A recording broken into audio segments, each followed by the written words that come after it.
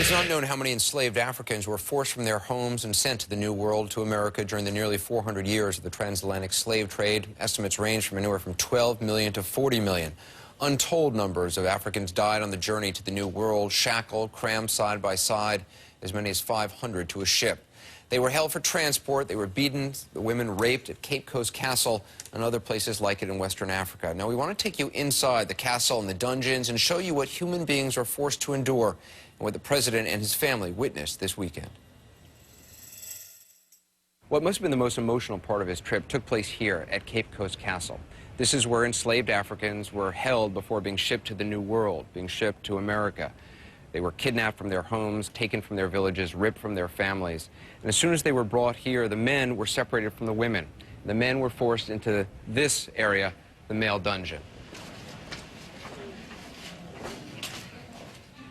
These rooms would hold as many as 1,000 Africans at one time.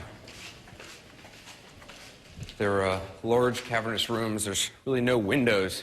There's small holes punched in the ceiling for ventilation, but very small. You get a little bit of light, but that's the only light that would be in here. There's 5 different rooms. Each one would hold 200 slaves. There's no toilets, of course.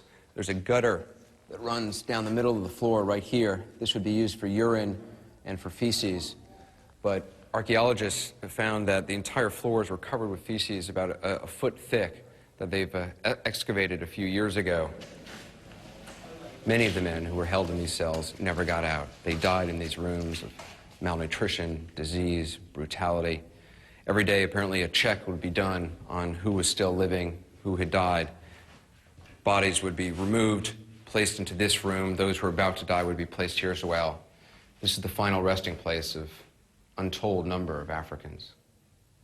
Of course, many of those who were enslaved tried to fight back, tried to escape, even once they got here to Cape Coast Castle. The punishment for doing that, though, was death. And this is the place that they were killed. It's the punishment cell, and it's one of the most horrible places you will ever visit.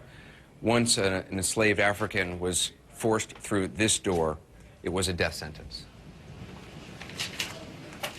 As many as 20 or 30 enslaved Africans would be forced to live in this room until they died.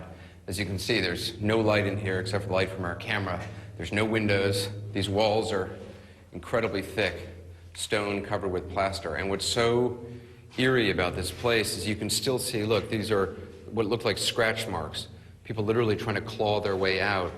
There's even some spots on the floor where markings where people were doing anything they could to dig themselves out. You see a lot of these circular markings. No one's really sure exactly what that is, but they think it's just people who were here just trying to claw out, trying to pass the time. There are even some spots where you can see teeth marks on the floor. There's no bathroom in here. Once you were in this room, it was a death sentence. Women who were kidnapped and enslaved were brought here, separated into 2 different dungeons. Each held about 150 people. So you can imagine 150 women crammed into this room. They're stuck here for anywhere from 2 weeks to several months, nowhere to go, not sure what's going to happen to them, no place to go to the bathroom, fed just twice a day. It's an eerie place to be, I can tell you that. If a woman was detected to be pregnant, she would maybe be allowed to leave, but that was pretty much the only way out. And it's just a short walk from the female dungeons to the door of no return. Women and men who were held captive here were ultimately led down this corridor through this door, the door of no return, they call it. On the other side of the door were slave ships waiting to take them to a life of bondage in the New World and in some cases in America.